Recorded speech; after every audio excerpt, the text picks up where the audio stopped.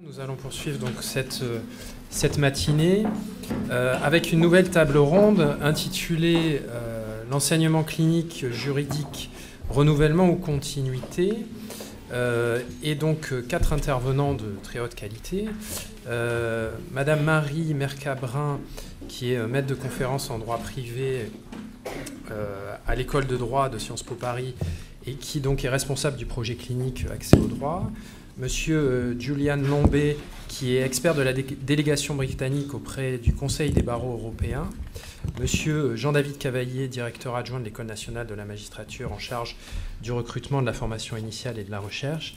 Et, vous l'avez déjà entendu, monsieur maître Philippe Duprat, ancien bâtonnier et, pour ce qui peut-être nous intéresse ici, surtout président de l'École des avocats Aliénor. Alors, les débats qui précèdent ont déjà montré l'intérêt d'une réflexion sur la clinique et notamment le rapport avec les écoles de droit professionnelles ou les écoles professionnalisantes. Aussi, pour continuer dans ce registre, je vous propose de poursuivre les interrogations et de donner successivement la parole à chacun des intervenants. La clinique du droit est-elle, selon vous, pertinente du point de vue des écoles professionnelles? Alors, monsieur Maître Duprat s'est déjà exprimé quelque peu sur ce sujet. Il pourra bien sûr compléter son propos. Il est peut-être que Jean-David Cavaillé pourrait nous donner son point de vue. Est-ce que, du point de vue de l'École nationale de la magistrature et du point de vue de la qualité des futurs auditeurs de justice, il est utile qu'ils aient fait un passage par une clinique du droit et plus largement, quel est le regard de l'ENM sur cette activité? Merci Olivier. Alors, pour l'École de la magistrature, quand vous nous avez sollicité pour participer à ce projet, c'était une évidence. Et une évidence, c'est un élément de continuité. Pourquoi ?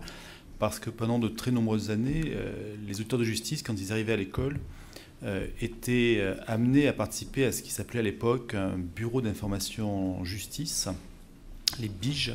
Et c'était 2 soirs par semaine dans les maisons de justice et du droit, et où nous faisions exactement les mêmes activités que celles qui sont celles de la clinique du droit aujourd'hui.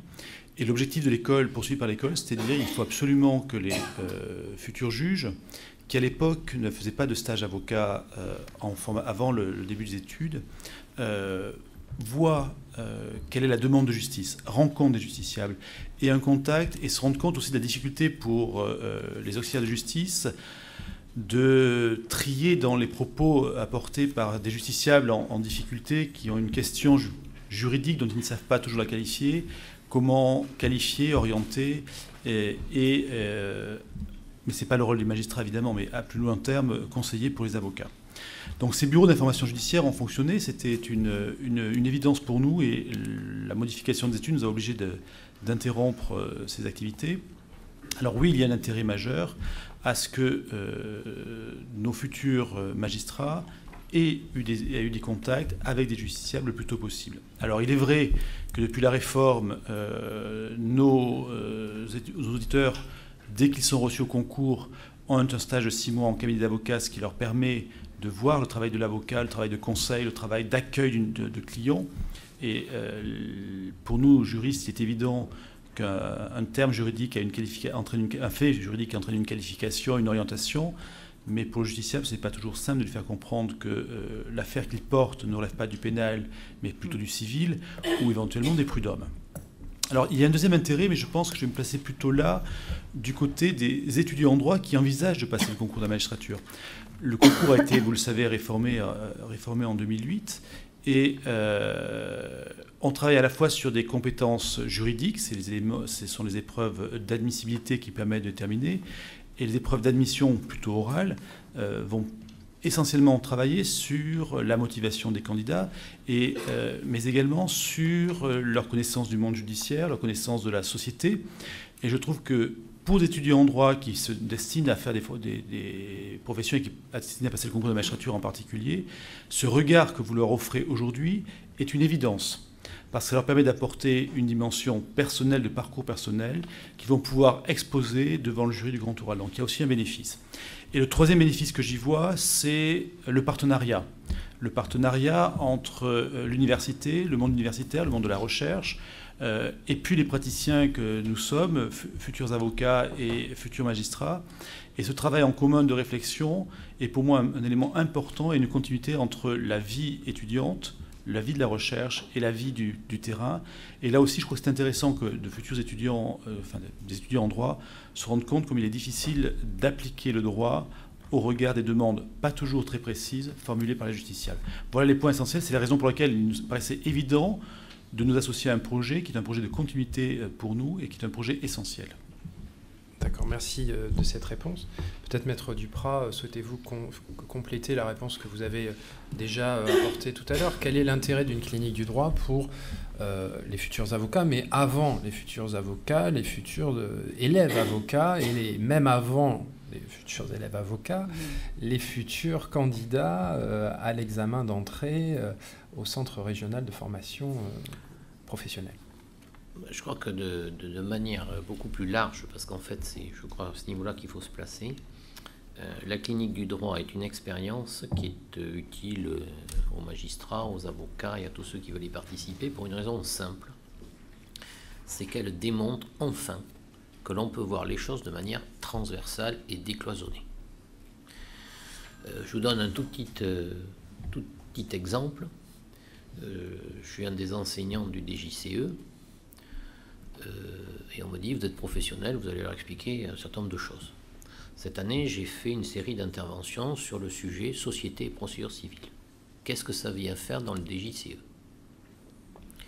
A priori, pas grand-chose, sauf qu'en pratique, j'ai essayé d'expliquer aux étudiants comment utiliser deux sources de droit, qui étaient le droit des sociétés, le droit de la procédure civile, pour qu'ils puissent, lorsqu'ils sont en exercice, soit avocats, soit éventuellement magistrats, ce qui est rare dans cette filière, mais pourquoi pas, soit juristes d'entreprise, qu'ils puissent comprendre comment, en pratique, les choses se passent.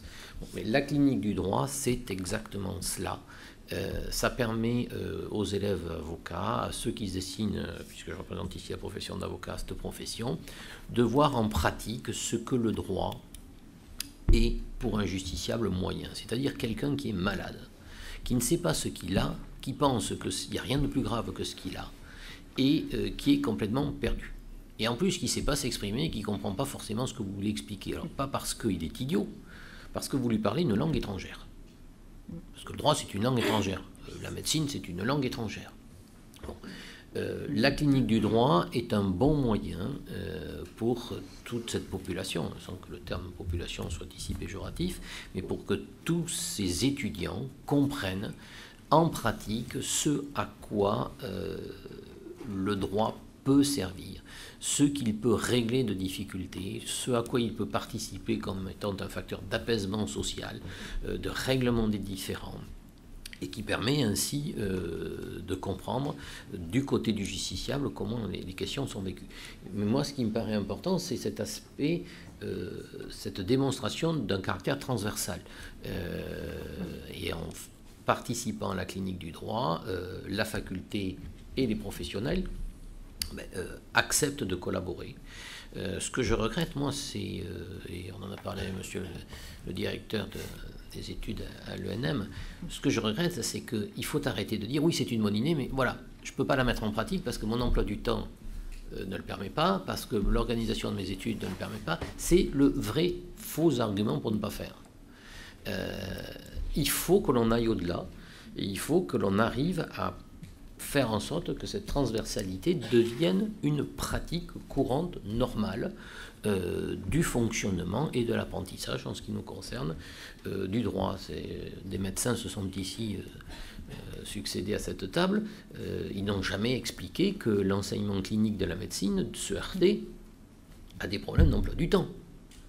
Sinon, on ne formerait plus de médecins et sinon les médecins seraient plus malades que leurs patients. Eh bien, nous, on n'en est pas encore à ce stade. Oui, c'est une bonne idée, mais, monsieur le directeur vous l'a dit, on a dû abandonner ou réduire la voilure parce que notre emploi du temps ne le permet pas. Mais non, moi, j'ai modifié l'emploi du temps des étudiants de l'école des avocats pour les envoyer à la clinique du droit. Je crois que la participation est substantielle. Je les ai envoyés dans le cadre de toutes les consultations gratuites organisées par le barreau de Bordeaux dans diverses institutions, qui sont des institutions qui émanent du barreau ou qui sont des institutions auxquelles le barreau participe, chambre de commerce, chambre des métiers, maison de justice, et j'ai bousculé l'emploi du temps, on va dire cours théorique si j'ose dire, pour qu'ils puissent y aller. Si on n'a pas cette volonté de faire ensemble et de progresser ensemble, ça restera une belle expérience qui aura permis d'organiser un congrès ou un colloque, mais ça ne sera que ça. Et il faut aller au-delà, il faut la développer, parce que je pense qu'effectivement, tout le monde a y trouvé un intérêt très concret, très pratique. Et moi, mes étudiants, je peux vous dire qu'ils sont ravis d'avoir ce genre d'expérience, plus quelques autres, parce qu'ils vont s'occuper d'un malade. Et il n'est pas normal qu'ils arrivent en 5e année, ou 6e ou 7e pour certains, alors bardés de diplômes universitaires dont la qualité n'est absolument pas à critiquer ou à contester, il faut arrêter de dire n'importe quoi sur la fac, mais ils n'ont jamais vu un malade. Voilà. Donc c'est absolument bénéfique. Et en plus, nous avons la chance, si j'ose dire, de pouvoir avoir des malades, tout un panel. C'est la personne physique, mais c'est la personne morale, donc c'est l'entreprise. Il faut développer ça aussi au profit de l'entreprise. Merci. Monsieur Lombé, peut-être le regard du Conseil des barreaux européens sur la formation des juristes européens et des futurs avocats en Europe. Est-ce que l'activité clinique, de votre point de vue, a un intérêt dans cette formation ? Certainement. Je pense que les cliniques juridiques assistent à arriver à les acquis de la formation pour les avocats. Et pour moi, n'importe à quel étage ou à quelle étape ils reçoivent cette formation. Donc, il peut être au niveau universitaire ou plutôt au niveau de formation professionnelle qui suivent normalement en Europe. Selon moi, ce sont trop séparés, ces deux étapes. Et donc, la clinique juridique forme un type de mélange entre les deux. Pour la formation juridique, le CCB, vous voyez ici, si on peut, a une recommandation sur les acquis de la formation pour les avocats européens. S'y inclut dedans des choses très pratiques, comme il faut parler aux clients, l'aménagement d'un bureau, même que les règles de déontologie, etc. Donc, mais elle ne dit pas à quelle étape il faut accomplir cela. Parce qu'il parle pour plusieurs pays, donc chaque pays a un système différent, et donc on le laisse souple à quelle époque ou à quel étage on arrive à ces savoirs.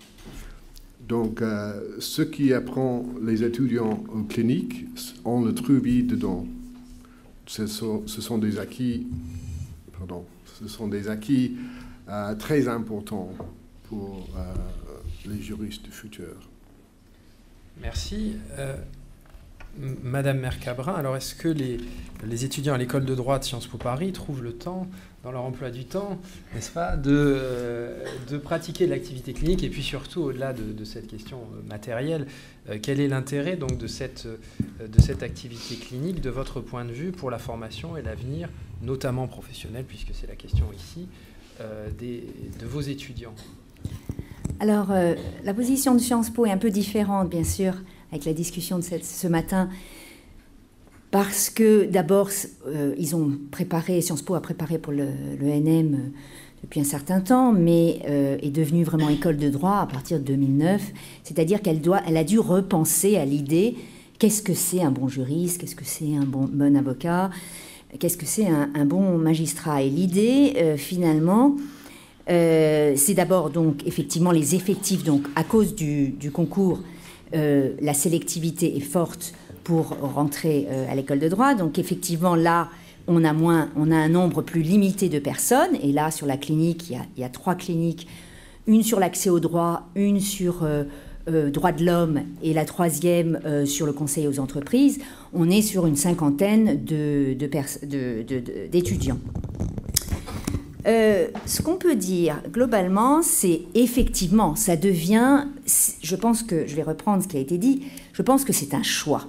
C'est-à-dire qu'il faut s'investir. Donc globalement, là, on est à 50. L'idée, c'est d'arriver à la moitié, au moins, des personnes, des étudiants dans la clinique. Alors pourquoi ? Tout simplement par volonté de pragmatisme, c'est-à-dire d'abord les métiers évoluent, c'est-à-dire on s'est rendu compte que les avocats de plus en plus sont des aides à la décision, ils doivent être plus proactifs et pragmatiques, ils doivent savoir s'adapter et être à l'écoute. On s'est rendu compte aussi que pour les magistrats, c'est eux qui poussaient dans notre clinique qui, en fait, travaille avec le CDAD. Donc nous, en fait, nous n'avons pas une clinique interne. Nous avons commencé sur l'accès au droit, regarder les institutions qui existaient sur l'accès au droit, et donc nous avons préféré aller vers les maisons du droit et de la justice, parce que Sciences Po n'avait pas de légitimité sur ce savoir, et donc on considérait que c'était mieux qu'ils aillent où les personnes en difficulté auraient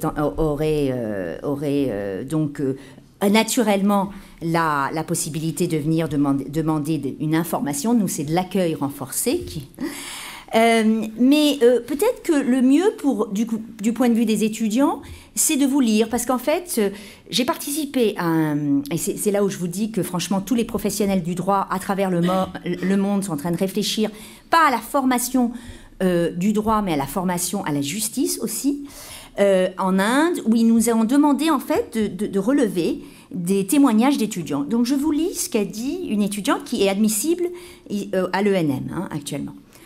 En théorie, les justiciables sont supposés venir en MJD pour recueillir un conseil ou une information juridique. Mais on constate que la plupart des individus qui viennent en permanence sont surtout perdus. Perdus à la fois dans leur vie personnelle et professionnelle, et perdus dans leurs problèmes administratifs et juridiques. Parfois même perdus car ils ont perdu la foi dans la justice, pris dans un tourbillon de procédures devant les tribunaux depuis longtemps sans en voir le bout. Donc un des défis majeurs est donc le contact, la relation, la confiance que l'on peut construire pendant les rencontres individuelles. Pour les personnes qui veulent seulement qu'on les écoute, je dois travailler sur mon écoute. Pour les personnes qui considèrent que chacun de leurs problèmes est de la responsabilité des autres, je dois travailler sur la compréhension de la situation et permettre entre autres de s'acheminer vers une forme d'apaisement. Parfois, c'est dur de rester calme et agréable lorsque le justiciable dit à peine merci pour l'information gratuite recueillie, même si le retour n'est pas la raison de notre engagement dans ce programme clinique. Parfois, c'est triste de rencontrer maintes et maintes fois la même personne qui est venue la semaine d'avant avec exactement la même requête ou une autre demande. Parfois, c'est difficile d'accepter qu'à certaines occasions, nous ne servons à rien et nous sommes incapables de donner une information de nature juridique satisfaisante. Mais la plupart du temps, une rencontre spécifique avec un justiciable nous permet d'oublier celle juste avant ou d'autres entretiens plus frustrants. C'est alors que je sais pourquoi je travaille dans cette structure et j'ai la chance de le faire, le contact humain, etc. et une certaine empathie que j'aimerais mettre dans ma pratique à la magistrature. Alors, le deuxième point que sur lequel je voudrais insister, juste en ce qui concerne la clinique du droit à Sciences Po, c'est la valeur ajoutée de la formation en dehors des formations professionnelles. L'idée, c'est quand même de prendre prétexte aussi de cette pratique juridique pour avoir une mise à distance critique par rapport au droit. On parlait du fait qu'il est important de savoir ce que c'est qu'un bon juriste, mais c'est aussi important de savoir ce que c'est le droit, quels sont les rapports de pouvoir. Et globalement, tous les étudiants qui participent aux cliniques doivent réfléchir. Par exemple, ils doivent faire un petit dossier sur l'accès au droit sur un point donné, en droit du travail, ou sur la bonne foi du surendetté. Et donc, ils prennent du recul, ils ont ce travail empirique, ils donnent des conseils et ensuite ils doivent produire. Et cette production est renvoyée vers l'institution pour essayer effectivement de donner des éléments. Donc c'est aussi un échange dans ce sens. Ils ne sont pas en train de gagner uniquement par la pratique, ils sont aussi en train de produire une espèce de témoignage ou en tout cas d'analyse informée en s'inspirant de recherches aussi théoriques pour voir si on peut créer par exemple des guides d'appropriation du droit sur certains points, des kits sur des questions récurrentes. Donc là, c'est une étape supplémentaire, pas seulement apprendre à faire du droit en pratique, confronté à la réalité, mais effectivement prendre la pratique comme prétexte pour justement théoriser un peu. Et ça permet d'être une valeur ajoutée qu'on ne va pas retrouver dans les écoles professionnelles. Merci. Merci beaucoup de cette réponse. Peut-être d'ailleurs, incidemment, pouvez-vous nous expliquer en quoi consiste la clinique droits de l'homme? Parce que ça se présente de façon assez différente des activités que nous pouvons avoir ici. Oui, alors, je suis pas sur cette clinique-là, mais il existe donc un travail qui est fait dans d'autres pays, c'est-à-dire notamment en Afrique. Cette année, ils vont partir aussi un peu en Asie. Ils travaillent sur des questions. Alors, par exemple, il y en a une, ça a été de faire une analyse sur le droit à l'eau en Colombie, dans une certaine région, et un rapport qu'ils ont fait pour le rapporteur sur la grande pauvreté. Donc là, c'était pas une question contentieuse, mais effectivement, ils voulaient construire, donc éventuellement faire une action en justice plus tard, et ils ont d'abord aidé une association locale donc en Colombie sur cette question. Ils ont travaillé sur les pratiques dans certains pays des distributeurs locaux de grandes entreprises françaises sur leur éthique de travail. Donc, en fait, la clinique droits de l'homme, elle part d'impulsions des étudiants qui, en général, sont en lien, et c'est ça qui est intéressant pour l'université, avec les masters de relations internationales, et donc qui pointent un problème juridique, mais pas seulement juridique, parfois il peut être de nature politique. Et donc, ils ont tout un travail de mise en forme ou d'analyse qu'ils font à Sciences Po. Et ensuite, ils partent dans le pays pour donner des conseils, rencontrer des ONG locales, produire un rapport sur une question simple. Pour l'instant, nous n'avons pas fait d'amicus curiae. On n'a pas fait, en fait, on n'a pas informé ou instruit des dossiers devant la Cour européenne des droits de l'homme. C'est plus du travail qui est fait soit pour un organisme local, une ONG, soit pour un gouvernement qui serait en lien avec une institution comme l'ONU. Donc en fait, tous les projets sont extrêmement différents. Je pourrais vous les décliner. Alors qu'est-ce qui fait, pardonnez-moi, oui, qu'est-ce qui fait la spécificité clinique de cette recherche? Mais parce que c'est quand même une activité de recherche, c'est moins une activité contentieuse, comme vous le dites. C'est-à-dire que nous, on pense que la clinique, si on prend à la française, c'est-à-dire que je compare aux États-Unis, la clinique est née du fait que, en fait, la plupart des étudiants de droit devenaient avocats et que donc globalement, il fallait savoir faire du contentieux, comprendre que la procédure avait de l'importance, c'est pouvoir parler à un client. Sauf que c'est pas la perspective française du droit. Le droit, nous avons un État-providence, nous avons des institutions. Je vois, notre clinique, par exemple, sur l'accès au droit, travaille avec le défenseur des droits, c'est une des parties. Or, donc, on problématise le droit autrement que dans les pays anglo-saxons, par exemple. Donc, globalement, l'idée, là, c'est plutôt que parfois, les solutions ne sont pas juridiques.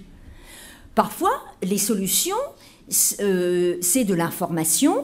C'est ce qu'on appelle dans certains pays, c'est le nouveau concept, je suis désolée d'être un peu postmoderne, mais legal empowerment, c'est-à-dire l'idée qu'on donne des informations pour que les gens localement puissent agir par le droit ou sans le droit. Alors certes, il y a certains rapports qui ont servi pour des plaintes. Je ne dis pas que ce n'est pas le fait de la clinique de droit, mais je pense que ce qui est intéressant en France et en Europe, c'est qu'on peut penser la clinique du droit autrement. Comme ce qu'on avait dit, c'est-à-dire beaucoup de personnes qui seront formées comme juristes ne seront pas forcément avocats. Donc ils doivent avoir cette distance par rapport à ce qu'ils font, et une distance critique, et surtout, si vous voulez, le système, en tout cas le droit français, du fait d'une forme de dogmatisme qui part des principes et ensuite, petit à petit, qui descend vers les faits, est quand même un système d'auto-légitimation où on n'a pas l'occasion de prendre du recul. Donc, en fait, la clinique permet effectivement de prendre ce recul et de se rendre compte que souvent, ce n'est pas une question d'application du droit, pas toujours. C'est aussi une question d'accès au droit ou d'accès à l'information, ou ce qu'on appelle aussi dans d'autres pays, agency, c'est-à-dire pouvoir saisir une instance qui peut au moins vous éclairer sur une prise de décision, qu'elle soit juridique ou pas. Donc voilà, moi j'élargirais plus. Et je vois avec le défenseur des droits. En ce moment, nous avons donc 10 étudiants chez le défenseur. Donc, ils voient des problèmes de déontologie de la sécurité, ils voient des problèmes de droit des enfants, ils voient des problèmes de discrimination, ils voient des problèmes de médiation devant les services publics. Et ils se rendent compte d'abord qu'il y a des liens entre les sujets. que les réclamations viennent de tous les bords, de toutes les classes sociales. Il se rend compte que les gens ne connaissent absolument pas leurs droits, qu'ils ne connaissent pas bien les institutions. Et finalement, ce qui est formidable, c'est qu'ils vont petit à petit, grâce à juste une simple lettre, alors là je dois dire, il y a des rencontres avec les délégués territoriaux, mais là c'est plutôt écrit, ils se rendent compte que finalement, c'est souvent un mouvement inverse qui doit se produire, c'est-à-dire on doit aller vers le justiciable, lui créer des dispositifs pour qu'il puisse agir de façon plus proactive et pas qu'il y ait cette passivité finalement du justiciable. Donc ce que j'aimerais dire, c'est que finalement, je pense que le contentieux, c'est un point, le conseil c'est un point, mais le droit peut être utilisé de plein de manières, à la fois pour le vulgariser un peu, pour le rendre accessible, et je pense qu'effectivement, je pense qu'il y aurait tout un volet d'éducation. On se rend même compte actuellement avec le mandat de protection judiciaire en fin de vie, que les gens ne saisissent pas ce dispositif, de permettre aux gens eux-mêmes d'être proactifs avec le droit. Voilà. Merci beaucoup. Donc, on pourrait peut-être retenir que la recherche clinique, c'est une recherche plus expérimentale, pour faire le lien avec la médecine, une recherche peut-être qui se rapprochait de celle de Claude Bernard. Je quitte la recherche. Nous venons de montrer que donc il n'y a pas qu'un aspect professionnel dans les cliniques du droit, mais cet aspect professionnel néanmoins est prégnant. Donc je me tourne à nouveau vers les écoles professionnalisantes. Ce qui sort de vos premiers témoignages, me semble-t-il, c'est que la dichotomie, la distinction entre l'université qui enseigne l'abstraction et l'école qui enseigne la pratique a vécu, ou du moins devrait être largement gommée. Alors je vous pose la question plus simplement. Quelle devrait être la place de l'un et l'autre si l'on commence à faire de la pratique à l'université? Comment doit-on articuler à l'avenir, comment devrait-on articuler à l'avenir les écoles de droit professionnalisantes et l'université? Est-ce qu'il faut qu'il y ait une pré-professionnalisation généraliste à la faculté, suivie d'une professionnalisation plus concrète et plus spécifique dans des écoles comme les écoles des avocats, l'École nationale de la magistrature? Quel est votre point de vue sur ces questions? Est-ce qu'on ne risque pas de trouver une certaine redondance, finalement, entre les activités cliniques universitaires et les écoles professionnelles? Alors moi, je pense qu'il y a plutôt une complémentarité.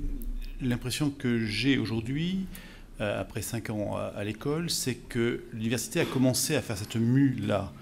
Pourquoi? Parce que la plupart des étudiants, et si je compare avec ça, je suis d'une très vieille génération d'auditeurs de justice, puisque ça remonte au siècle dernier, mais nous étions majoritairement des étudiants qui intégraient l'école au premier concours sans avoir jamais fait un jour de stage dans un milieu professionnel juridique. Or, aujourd'hui, nos étudiants sont quasiment tous titulaires du Master 2, en tous les cas pour le premier concours. Et quand je regarde ceux qui ont une expérience professionnelle, alors quand on parle d'expérience professionnelle, c'est des stages de plus d'un mois.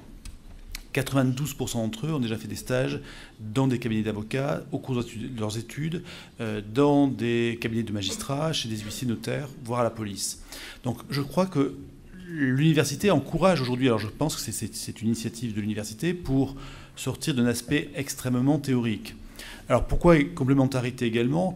Tout simplement parce que je ne suis pas sûr que l'université puisse, à ce jour, former le futur magistrat aux techniques professionnelles. L'école de la magistrature est une école d'application.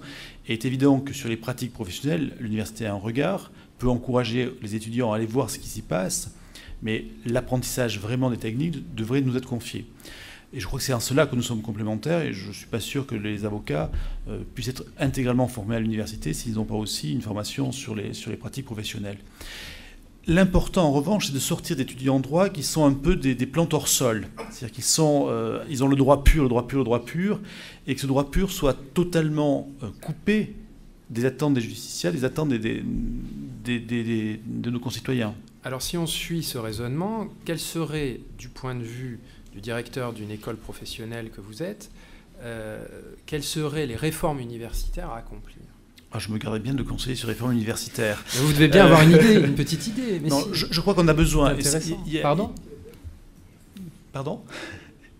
Non, l'important, c'est qu'il faut que l'université amène vers nous, et quand je dis nous, c'est toutes les écoles professionnelles. Mais là, pour avoir un regard critique aussi. D'excellents juristes. Non, il faut qu'on ait d'excellents juristes.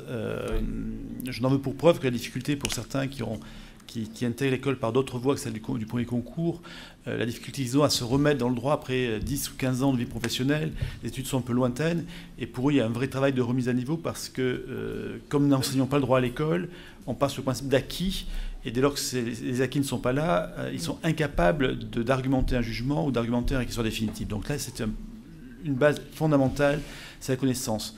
Alors, un des aspects que j'ai vu et qui est un débat actuellement, c'est les masters dits professionnels ou d'exercice, qui peut être aussi un moyen pour ceux qui envisagent non pas d'aller dans la recherche juridique pure, mais plutôt vers des professions juridiques, d'avoir un complément entre une formation universitaire très aboutie, très complète, et déjà un premier regard sur les pratiques des différents métiers de la justice. Merci. Maître Duprat, peut-être même question. Vous avez exposé ce qui est à peu près la même réponse. Oui. Non, je crois que... Enfin, je partage l'opinion de M. Cavaillé. Il faut absolument une complémentarité entre l'université et le monde professionnel. Ça me paraît indispensable. Je ne sais pas si c'est un projet de réforme à soumettre, mais je crois que le but initial de l'université, c'est moins d'apprendre la règle de droit que d'apprendre la méthode. La méthode permettant ensuite de découvrir le contenu de la règle de droit. Monsieur Cavaillé, quand tous les juristes qui sont ici, on a tous refait nos études 4, 5, 6 fois. Bon, moi, je connais un peu le droit des procédures collectives. Quand j'étais à la fac, on m'a dit « T'inquiète pas, tu as la loi de 67, tu l'apprends. » J'étais en 76 à la fac, il y a 10 ans de jurisprudence, parfait, très bien, tu vas être très savant, et puis c'est terminé. Et on m'avait dit, la preuve, c'est que la loi de 67, elle succède à la loi antérieure qui a plus de 50 ans. Et sauf que le problème, c'est que j'ai prêté serment le 17 janvier 1984, et en 85, il y a eu une loi qui a tout changé, et je n'y connaissais rien, et mon patron m'avait donné un énorme dossier. Donc il a fallu que j'apprenne le droit, mais je crois que je m'en suis pas trop mal sorti, parce que j'avais eu des profs qui m'avaient appris la méthode. Donc je crois que c'est ça, la fac doit apprendre dans un premier temps la méthode qui permet d'appréhender la connaissance ensuite pratique de la règle de droit, et on doit, à partir d'un certain stade, et moi je verrais bien ça au niveau de la 3e année, vers des filières qui sont professionnalisantes, alors, qui n'apprendront pas le métier d'avocat, qui n'apprendront pas le métier de magistrat, parce que ça s'apprend à l'école, ça s'apprend dans les tribunaux, ça s'apprend avec des stages auprès des professionnels, la même chose pour les avocats, mais qui donnera aux étudiants un certain nombre de connaissances totalement indispensables et pratiques sur le métier des uns et des autres. Bon. Et si à ce stade-là, dans ces filières professionnalisantes, on accepte d'inclure des stages dans le milieu choisi et de valoriser ces stages comme étant des matières de plein exercice, ou en tout cas de pleine notation, et non pas le truc croupion que l'on demande aux étudiants de suivre pour colorer un peu, je pense que là, on aura bien évolué, qu'on aura fait quelque chose d'intéressant. Et vous savez, si vous déclinez les filières professionnalisantes, vous allez découvrir des choses passionnantes. Si je peux juste parler d'une expérience que j'avais essayé de proposer à la fac, et dont Olivier Dubos était, je crois, un fervent partisan. Quand j'étais en fonction, j'avais proposé de créer une fondation partenariale du droit des sciences, qui était de rapprocher les juristes des scientifiques, de voir ce en quoi on pouvait en tirer un bénéfice commun, avec une ouverture sur un certain nombre de nouveaux champs de compétences à explorer pour les uns ou pour les autres. J'ai reçu un accueil poli, je dois le dire. Très poli, mais alors... ça s'est arrêté là. Je pense qu'il y a beaucoup de choses à faire dans ces domaines-là, et vous allez ouvrir des champs de compétences auxquels vous ne pensez même pas à l'instant, et qui, peut-être, sur le plan de l'emploi, permettront d'orienter les étudiants sur le marché de l'emploi. Une expérience qui est réussie à Bordeaux, et je crois dans toutes les facs, le meilleur diplôme qui arrive à concilier cela aujourd'hui. Alors c'est pas parce que j'y enseigne, et c'est pas parce que modestement j'ai contribué à le promouvoir un peu à Bordeaux avec la fac, c'est le DJCE. On a quand même, même si vous êtes paraissé d'un avis contraire, non, on a quand même là la première expérience de quelque chose qui est professionnalisant, où les professionnels sont très proches des enseignants universitaires, où il y a vraiment une mixité des enseignements, il y a des stages, il y a une vision pratique, concrète, et l'observation fait que les gens qui sont diplômés de cette filière trouvent, comme par hasard, sans grande difficulté, un emploi à la sortie de la fac. Donc c'est un peu la démonstration, me semble-t-il, de ce que là, on a les ingrédients pour valoriser ce que l'on pourrait facilement appeler la théorie, valoriser également la pratique et déboucher sur ce qui doit être en fait l'objectif des plus anciens à l'égard des plus jeunes, leur donner une place correcte dans la société. Merci. Alors, peut-être M. Lombé, d'abord, qui ne s'est pas trop exprimé pour l'instant, et puis je redonnerai la parole ensuite à M. Cavaillé. Alors, Monsieur Lombé, quel est votre regard sur cette question de l'articulation entre les écoles professionnelles et le droit? Est-ce que la clinique du droit est un point d'articulation? Est-ce que c'est une pratique de continuité? Ou par exemple, est-ce que ça peut être une pratique de rupture? Est-ce que c'est par rapport à l'enseignement classique du droit? Est-ce que je peux réfléchir plutôt au niveau européen sur cette question? Quand j'ai expliqué avec cette recommandation, on n'a pas pris en considération les diverses étapes. On veut seulement un produit fini, on peut dire. Donc, vous, jeunes, vous Français, qui doivent être des avocats français, ont le choix maintenant d'être avocats anglais, britanniques, espagnols, etc. Même après vous avez fini vos études, vous pouvez le faire, mais parce qu'on a une jeune Française, Christine Morgan-Besser, qui a pris une affaire devant la Cour de justice à Luxembourg, vous avez le droit, comme baccalauréat, non, c'est pas baccalauréat, comme maîtrisé en droit, de voyager d'après tout en Europe et suivi après ça le stage national de notre pays. Donc c'est une route difficile, mais c'est tout à fait possible. Je peux une réflexion britannique? Oui, bien entendu. Oui. En Angleterre, pas en Grande-Bretagne, mais en Angleterre plutôt, on bouleverse maintenant l'ancien ordre sur la formation juridique. C'est parce que nous avons peut-être 25% des nouvelles avocats en Angleterre ne sont pas formés en Angleterre. Nous gagnons des avocats de tout le monde et le faire des avocats britanniques, des solicitors. Donc, nous avons fait une nouvelle mode d'évaluation pour ces avocats. Le seul, on a des choses de réglementation sur cela. Le barreau doit être reconnu par le barreau britannique, mais si c'est reconnu, tous ceux qui viennent de ce barreau peuvent prendre cette évaluation et arriver comme avocat britannique. C'est une évaluation qui dure pour 8 jours. Et c'est tout à fait différent qu'une évaluation traditionnelle pour les avocats. Alors, on a des entrevues avec des clientes. On a une cliente standardisée. Les médecins sont partis, mais nous avons pris cette pratique des médecins. On dit comment ça dit? C'est un Objective Structured Clinical Exam. Donc, on a des acteurs qui sont mis en place pour prendre la part du client. Et donc, il fait demande de les avocats qui vont arriver. Il doit expliquer, il doit faire une relation avec cet acteur qui le évalue après, dans 3 domaines de loi.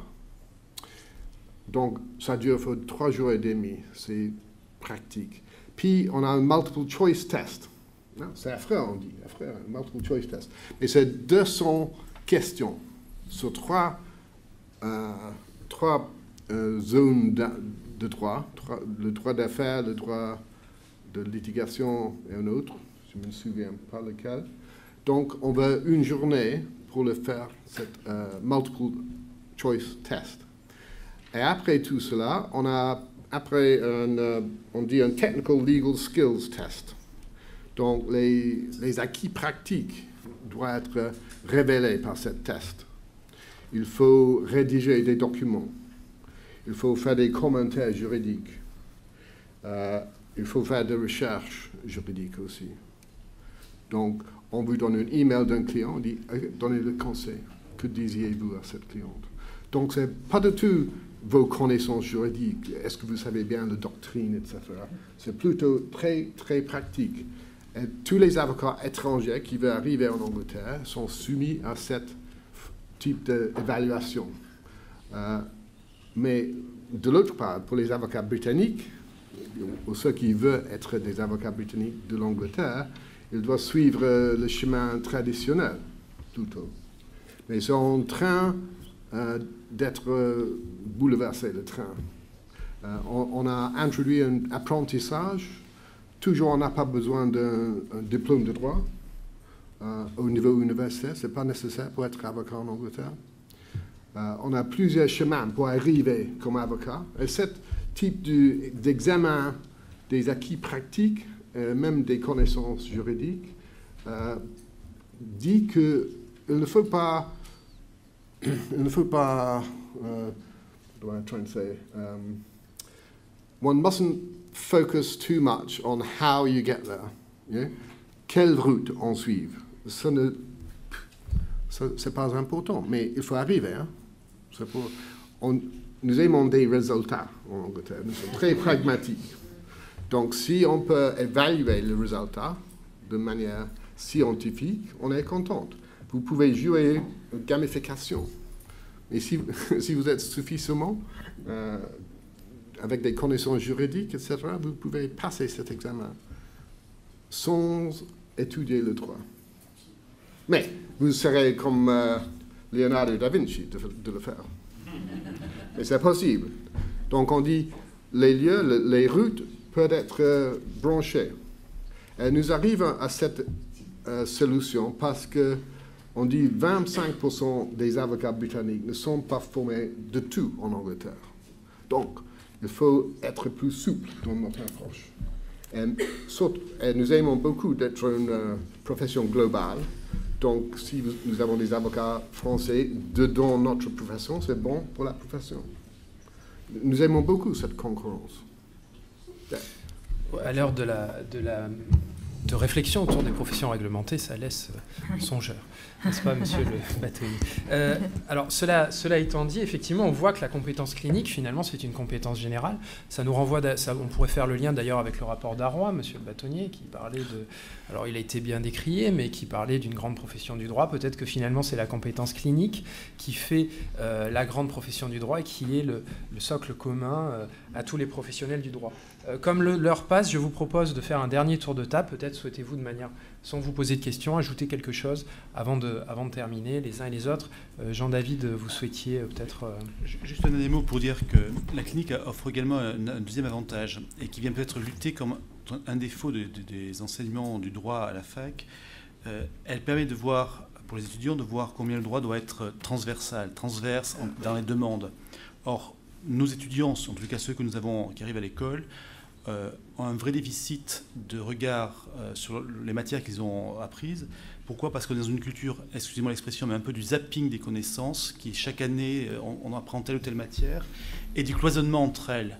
Or, le magistrat va devoir utiliser tous ces concepts, les appliquer, et je crois que la clinique du droit peut apporter une réponse, c'est-à-dire voir que la demande d'un justiciable, elle est transverse, et que ce n'est pas uniquement je vais chercher mon cours de telle année, de telle période de l'année pour pouvoir répondre. Et bien au contraire, qu'on utilise des concepts relevant de différentes matières. Donc la transversalité. Un dernier mot peut-être, rapidement, si vous le souhaitez. C'est la plus-value majeure de la clinique du droit, c'est de voir en pratique ce qu'est la transversalité. Voilà, c'est exactement comme la médecine. J'ai mal à la tête, mais c'est pas forcément parce que le cerveau est malade. Ça peut être le foie, ça peut être l'estomac, ça peut être tout à fait autre chose. Les justiciables, quand vous le voyez, il vous pose une question, il arrive convaincu en vous disant, mais voilà, il faut faire ceci, il faut faire cela, je pense que j'ai ceci ou cela. Non, pas du tout. Donc la clinique du droit, c'est la première expérience qui permette aux étudiants étudiants de voir que les choses doivent être conçues de manière transversale. C'est comme en médecine, et c'est action-réaction, donc c'est exactement la même chose. Et c'est peut-être, pour faire le lien avec le rapport d'Arroy, c'est peut-être, oui, un bon outil pour faire une grande profession du droit, sous réserve de ne pas l'appréhender sous l'angle de qui va manger qui. Oui, c'est très à la mode, hein, pourtant, en ce moment. C'est pas ça. Monsieur Lombé, peut-être. Qui va pas manger. C'est notre ambition. L'ambition d'être un véritable professionnel du droit, parce que c'est la terre du droit de la société. J'entends bien ce qui a été exposé par notre ami britannique, mais nous sommes là à une croisée des chemins sur la compréhension du rôle joué par le droit dans la société. L'avantage que je vois dans les cliniques du droit, c'est un avantage immédiat.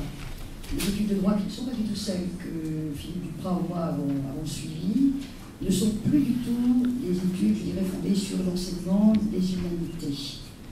Ce n'est pas une critique, c'est juste un constat, avec un droit qui s'est considérablement compliqué, complexifié, puisque le droit est à la mode. Et donc, un éloignement de la compréhension, c'est vrai, des hyper-spécialisations des étudiants en droit, et je dirais même qu'ils sont presque déjà plus hyper-spécialisés que nous mettions nous au niveau du Master 1. Alors, que dire lorsqu'ils font 1, 2, 3, parfois Master 2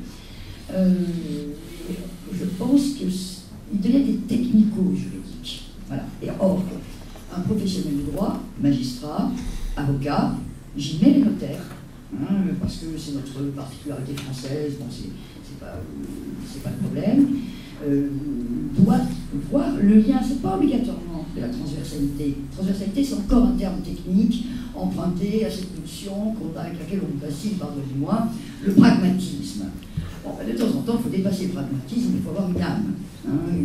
Et ce que l'on perd, alors que c'est ce que nous gagnions quand nous étions étudiants en droit, c'est l'acquisition aussi d'une âme, pas simplement des connaissances juridiques qui peuvent être modifiées par des lois qui changent tout le temps.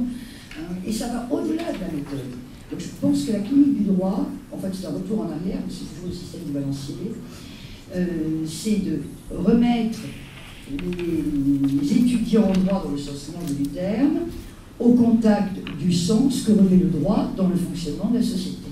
Voilà, avec ce qui me paraît être fondamental, c'est la rencontre avec l'autre, qui n'est pas obligatoirement ce qu'on appelle un justiciable, ou dans le langage européen, un consommateur du droit, un utilisateur du droit. Non, une personne, tout simplement, et qui effectivement peut avoir des problèmes dont les causes sont multiples, le droit pouvant être un des moyens de parvenir à résoudre un des problèmes, peut-être le problème fondamental. Peut-être que le problème il est fondamentalement juridique et qu'il va devoir entraîner la solution d'autres, mais peut-être qu'il ne sera qu'un moyen de régler des problèmes différents. Voilà, c'est se renouer le lien en réalité avec l'autre.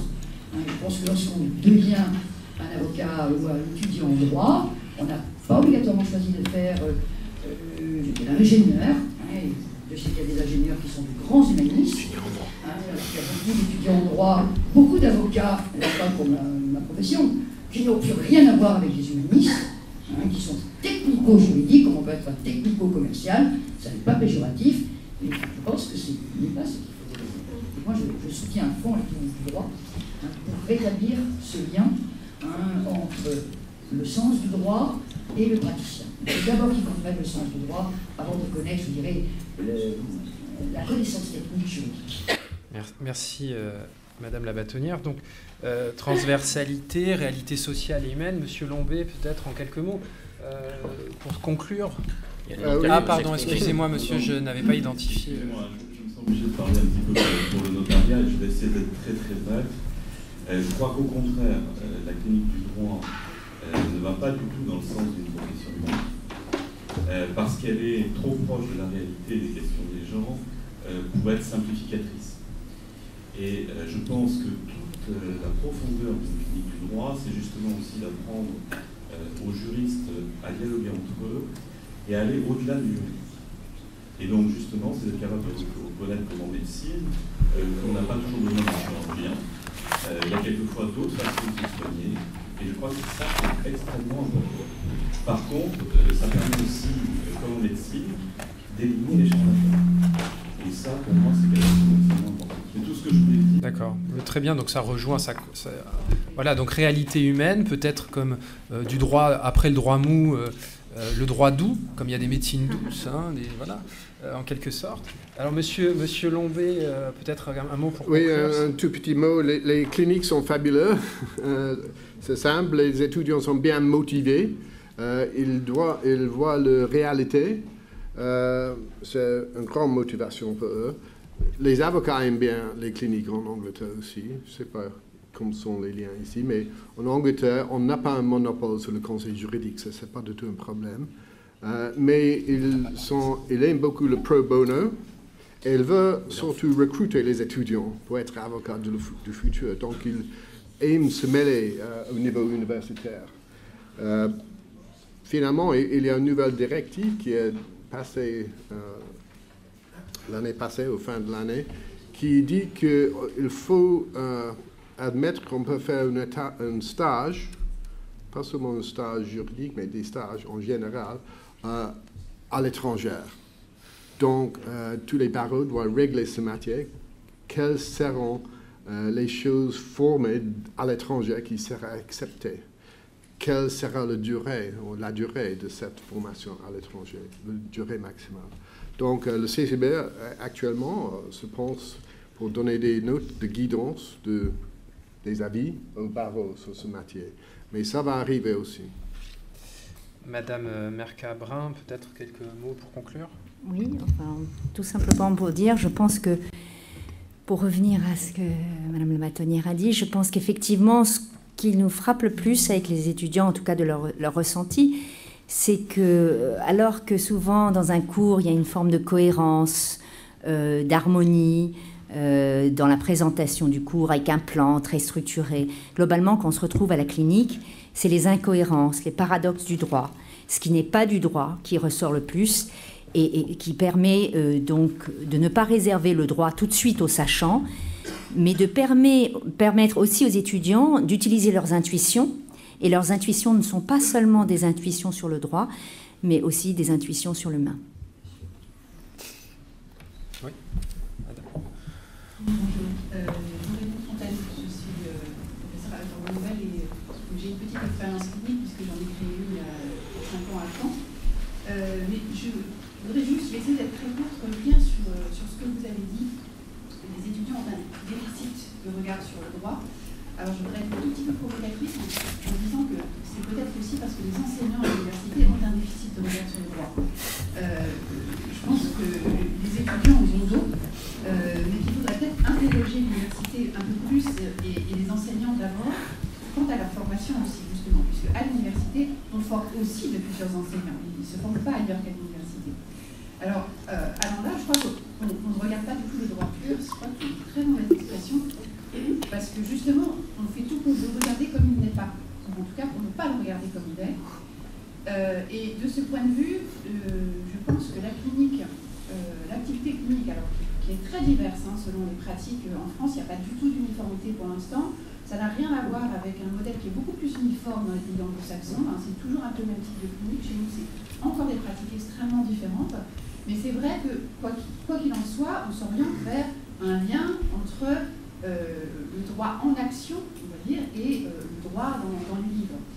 Mais je crois que ça ne doit pas constituer l'alpha et l'oméga du futur enseignement du droit, parce que je crois qu'on oublie une autre partie aussi, qui est fondamentale à l'université, et peut-être que je vais rejoindre ce qui a été dit tout à l'heure, c'est qu'il y a aussi tout un pan de questions qui ne sont absolument jamais envisagées, en dehors de ces questions spécifiquement pratiques, c'est-à-dire toutes les questions éthiques. Est-ce qu'une seule fois dans une université, sauf vraiment de manière très exceptionnelle, on apprend à résoudre des cas éthiques? Est-ce qu'on s'interroge sur la philosophie du droit? Est-ce qu'on s'interroge sur justement le droit comme lien social, ses ambitions, ses déceptions, etc.